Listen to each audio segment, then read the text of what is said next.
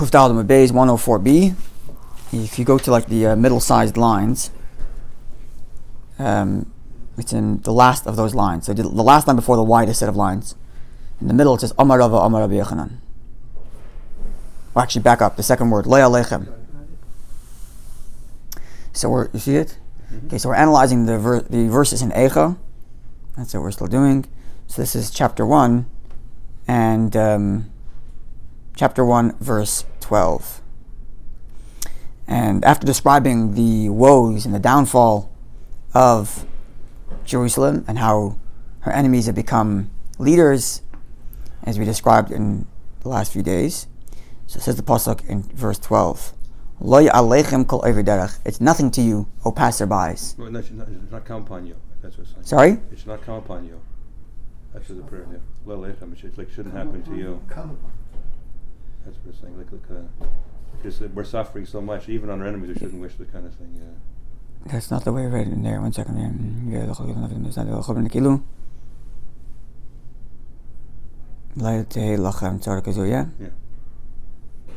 Should come upon you. Yeah.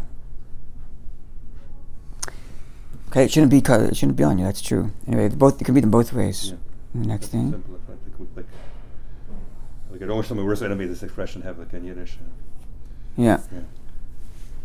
And now she's supposed to be earlier. Okay. So Amar Rav Amar Rabbi Yochanan. Rav said the name of Rabbi Yochanan like this: Mekan, from here, L'kolbana minat Torah. From here, you have a proof or support from Torah for the notion of kolbana literally means to complain. So what does it mean, the permission from Torah to complain? Because Torah is saying that Torah is speaking about others talking about your suffering, meaning to say that you could share it with others. So what does this mean? So I want to look at the Rashi, because Rashi gives 3 different versions here, and they're all interesting in their own right. So if you look at the right-hand column, it's a little farther up. It's in the middle. The line starts with the word l'kolbana. Mikan l'kolbana min Torah. The line starts with the word l'kolbana. L'kublana, I'm mispronouncing the word kolbana. The lamet's after the base. Mm-hmm. Yeah. Mikan l'kolbana min Torah. So here you know that you're allowed to complain from here's a support from Torah scripture that you're allowed to complain. So it says Rashi like this. Version number 1. The first thing is the Torah is giving instruction. This is one version, that when a person informs of his pain to somebody else, he's required to say, this should not come upon you, as it came to me. So when you're complaining, you have to make sure you're sympathetic to the person who's listening to you and tell them, I hope you never suffer the way I am. Because it's hard for the other person to hear these difficult things. And sometimes it can come to him. And someone who's particular to make sure to say such a thing shouldn't. A person who says, someone who tells somebody else what they're going through, and then says, "I hope this never happens to you," then they have no guilt, as it were, in overburdening their friend with that which happened. And if God forbid it did happen to their friend, they're equally sympathetic, if you will. Version number 1. Lishnachrina, another understanding of what this means. That's the Lamed Aleph stands for. Lishnachrina. Another version to what it means, that the Gemara tells us that from this verse you have support for the notion of complaining. That when a person has some distress, Yodiyim lerabim, he should inform people. That's what it's telling you. Not that when you inform other people, you have to tell them, give the caveat that it's never happened to you, but the very fact that you can tell other people about it. Just the notion that you can share with others, so you can get their empathy. Here's a verse that supports that. Also, you can pray for you as well. And kublana is saika. Kublana means, we translate it as complain, but it could mean to call out, meaning to say, right, to pray on your behalf, to speak on your behalf. But this is similar to a Gemara elsewhere, which says,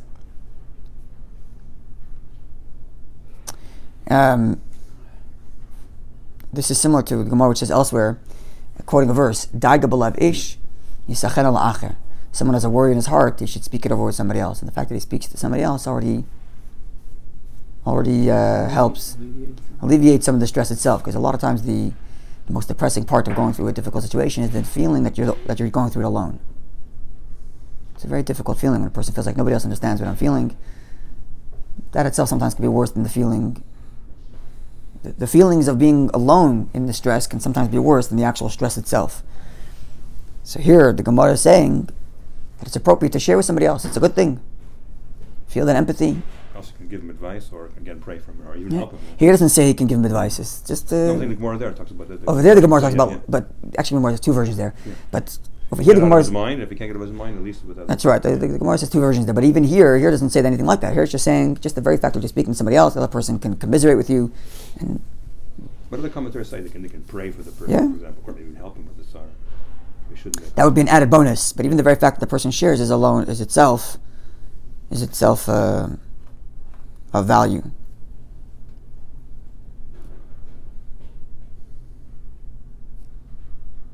Lishnachin, another version, negim b'targeminun, kabel. But the way you translate the word kabana, which we translated as either complaining or calling out, now it's translating as opposite. Meaning to say, like a person tells his friends, I'm not saying this about you. So even when you're complaining, make sure you don't make as if the other person's fault. Right? Sometimes you just want to get something off your chest, but the person listening thinks you're accusing. So make sure you're clear in saying, I'm not accusing you of anything, I'm just telling you what I'm going through. So that way the other person shouldn't feel like... So you have... Sorry? Shouldn't feel the blame. So you have in Rashi here three things, but they come to two different considerations when you're sharing... two different sides to what's happening when you're sharing something that you're going through. There's one hand is the listener should learn to be considerate of the one who's speaking. Torah says you're allowed to complain to somebody else, which means someone's allowed to complain to me. So just listen and be supportive, be helpful. One hand. On the other hand, the person who's doing the complaining should also take into consideration the feelings of the listener. Number one, tell them, look, I don't want this to ever happen to you. I'm just telling you what I'm going through. That's number one. And then the third version, like Rashi says here, is that I'm not blaming you for what I'm going through. I'm just sharing it with you because you're a good friend and confidant. So both the person receiving the complaint should be sympathetic and empathetic to the one going through, and the one going through the issue should also be aware of the feelings of the one who's listening, who might misinterpret what you're saying when you're complaining. So I think all three versions actually coexist at all these occasions. It's interesting. Does it mention anything about sometimes when the speaker is in a state of, I guess, high emotion, that there's also maybe a duty not to say anything, or receiver meaning not to say anything because they're at their height of anger. Or the Gemara doesn't say this here, but the Gemara says elsewhere. It's a law, actually. They don't comfort a person when it's... But there's a comfort, one thing. Asking about his neder when he's angry. That's one thing. The other thing is, which means a person is not held accountable during his pain. A person who acts during a time of great distress, not held accountable. This is part of life. A person goes through a stress like that, God forbid. Yeah, so it's not spoken about that here. But there's a Gemara we learned here a while back where Hashem tells Moshe Rabbeinu, when he sees the suffering of Rabbi Akiva, shtoik, keep quiet, kachal machshava, this is what I decided. So one of the ways of reading that, as we say shtoik, keep quiet. So we said that when Moshe Rabbeinu sees the suffering of Rabbi Akiva, Hashem says to him, shtoik, be quiet, and Moshe Rabbeinu complains about what's going on here, why is Rabbi Akiva suffering? And Hashem says, shtoik kachal machshava, keep quiet, this is what I've decided. We talked about that Gemara at length when we learned it, but one of the ways of reading this is that Moshe Rabbeinu is teaching, Hashem is teaching Moshe Rabbeinu the proper way to behave when someone else is going through pain. Don't do anything, just be quiet, just listen. Person's complaining, just be empathetic. Shtoik, just keep quiet. You don't justify it, don't complain. Just leave it. Sometimes people may take that to mean indifference, like the speaker wants you to say something. It's hard sometimes to gauge appropriate behavior in a situation like that. Well, then that's you're true. A therapist or not. Yeah, it's training as a therapist. It's almost always the case, especially the deeper the pain, the more true this rule is. But it's almost always the case that the listener shouldn't be saying anything. The person who's not going through pain should not say anything, at least not that moment. Mm-hmm. Not that moment. Even when it's not such a great stress, and someone's coming to complain to you, wait. If you do have something to say, wait till the person's finished. Make sure the other person understands that you understand what they're complaining about. And then, perhaps, if you see the person's facial expression is willing to receive, you can give your advice. Otherwise, you're only putting yourself in a position to be in a conflict with the other person. You have that principle in a Shiva house. Yeah, don't say anything. That's what I'm thinking about. Right. You don't have to say anything. No, you don't have to say anything. But if the person wants you to engage, then you engage. Yeah, if they ask you a question, you answer. You don't. Now look, you only answer a question that they ask you. You don't engage. You don't begin the conversation. The more supposed to speak. You sit quiet until they're ready to speak. You can't go over. People have the idea you're supposed to go over and shake the hand. And that's the reverse of that's the reverse of what you're supposed to do. Yeah. The inverse. Yeah. People feel like nature abhors a vacuum, right? So people get very uncomfortable about silence. It's not such a big deal. So you sit quietly. That's a big deal. And not in the same vein, but a similar vein.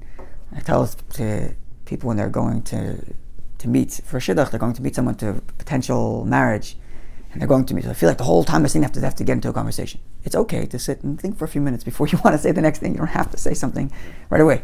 It's okay if you're quiet for 2 seconds. That's fine. But anyway. Yeah, a lot of people fear silence. Like you have to fill up the void with something. It's okay. You have to fill the void somehow, even if it's with nonsense. I have to fill the void. Yeah, just leave it alone. Yeah, especially when a person is in pain. Just listen. If the person doesn't want to say anything, so don't say anything. This is like the principle of reciprocal empathy. Yeah, that's why I think all these 3 versions of Rashi actually come together to create a proper, both understanding from the listener's perspective and the understanding from the one who's speaking, the one who's going through the problem.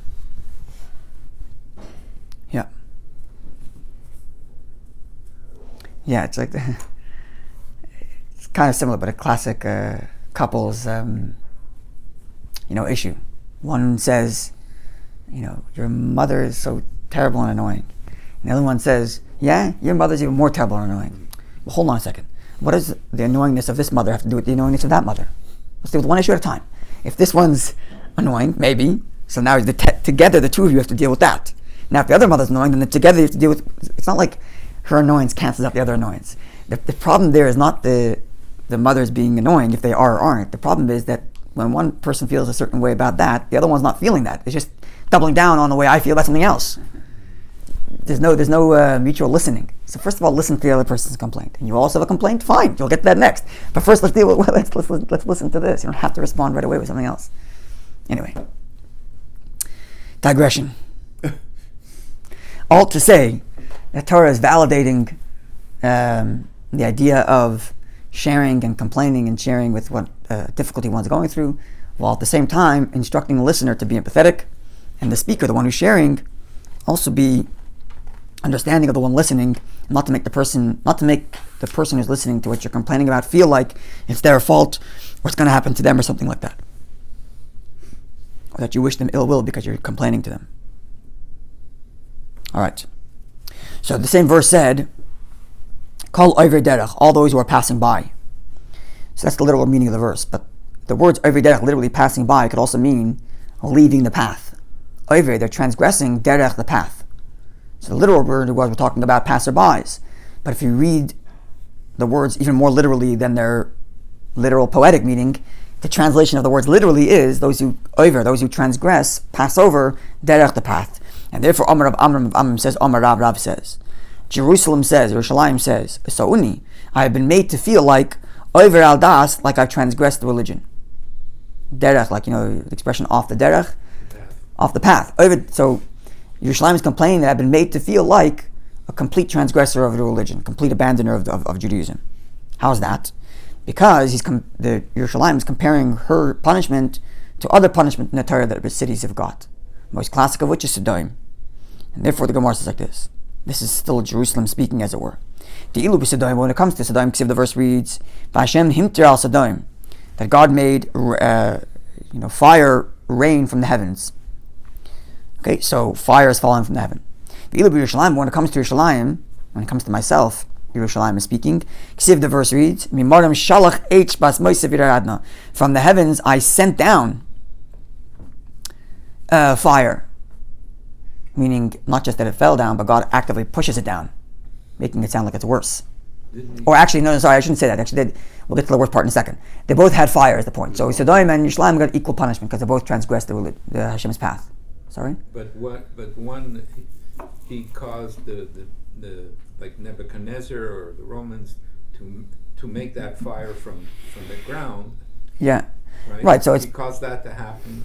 So poetically, the Hashem sent fire from the heavens, not literally coming down from the heavens, but Hashem sent fire from the heavens, and Hashem, but he was acting through the Nebuchadnezzar. Yeah. Yes. In the verse reads, "Vayikol oven bas ami," and great was the sin of my people, the daughter of my people. Also mentions it in the bones, because I didn't mention the bones in the case of stone. They both had fire from Shemayim, but here Dana. Also, that means to crush it. Yeah, so they didn't mention it adds a worse element, but the Gemara doesn't get that right this second. Yeah, Vayigdal oven bas ami mechatas sedoim, and the verse reads that the sin of my people, Yerushalayim, is worse than the sin of Sodom. Okay, so it's different. The Gemara asks, is there some favoritism here?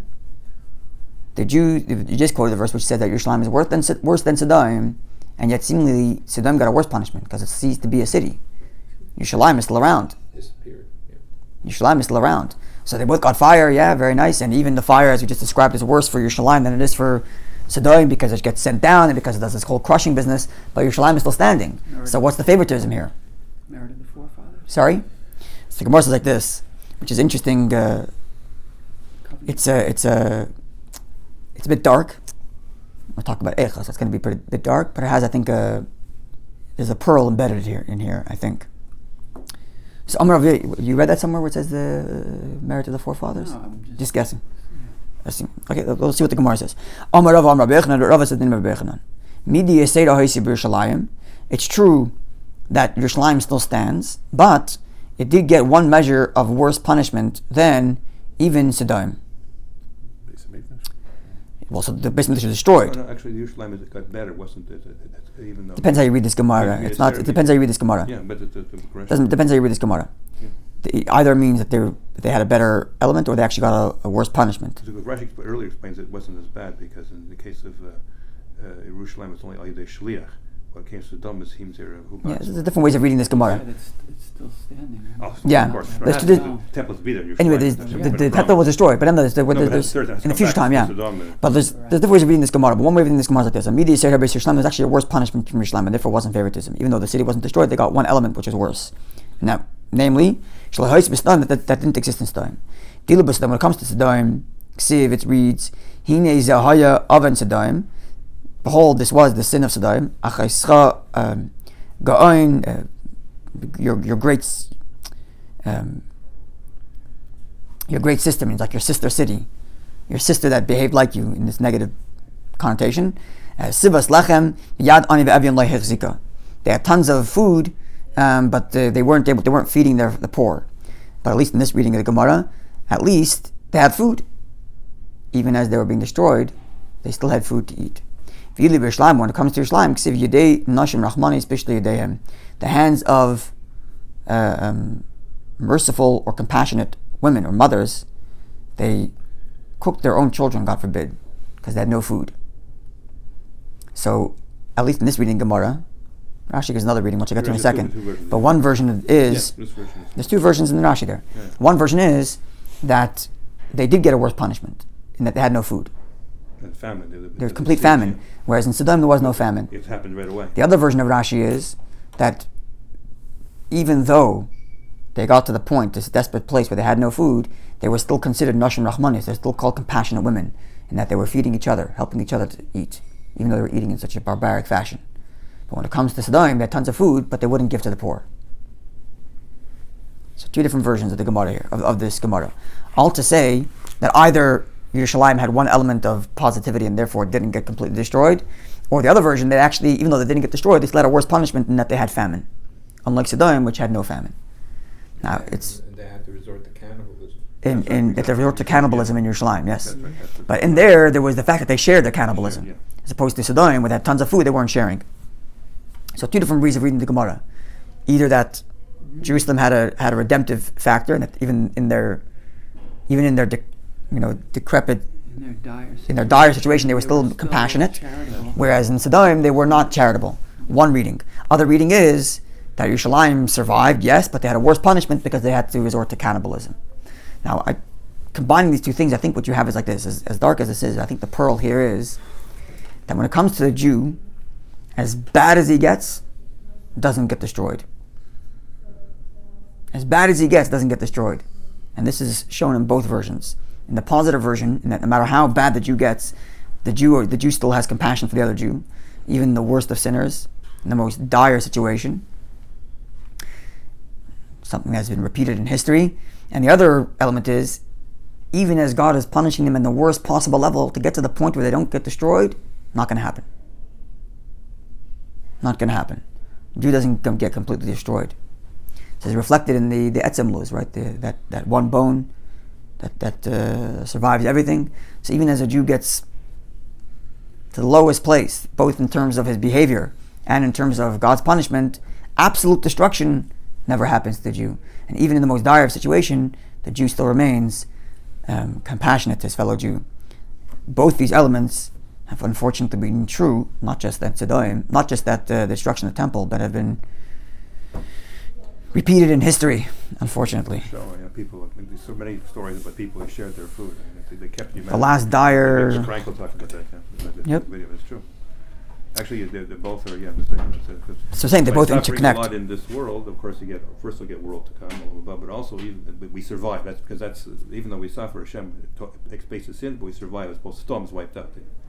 Yeah. That's people ask why do you suffer so much. That's if it's a double-edged. Like even the we have to Teichacha. survive. So therefore, no matter what happens, but the thing is, in order to pay for that survival. Like the Teichacha, it says that no matter how bad the thing, no matter how bad Hashem's wrath gets, it doesn't get to the point of full destruction. That's how the Teichacha concludes there. Yeah, but the prices though, that means that in the interim the suffering is much more intense, as opposed to non-Jews. They like Sodom. It was one. If I get a vote, and I hope everybody here would agree with me, I speak. Oh yeah, we paid our dues in full and then some. Shein Zeit. It's already time. It's already time. We paid our dues on every level for enough suffering. Yep. And the fact that Hashem has Yidden sitting around this table learning Gemara, despite everything we've gone through, is the greatest miracle that ever happened. And for that alone, Shein Zeit, it's already time for Mashiach. May it be speedily in our days. Have a wonderful day, buddy.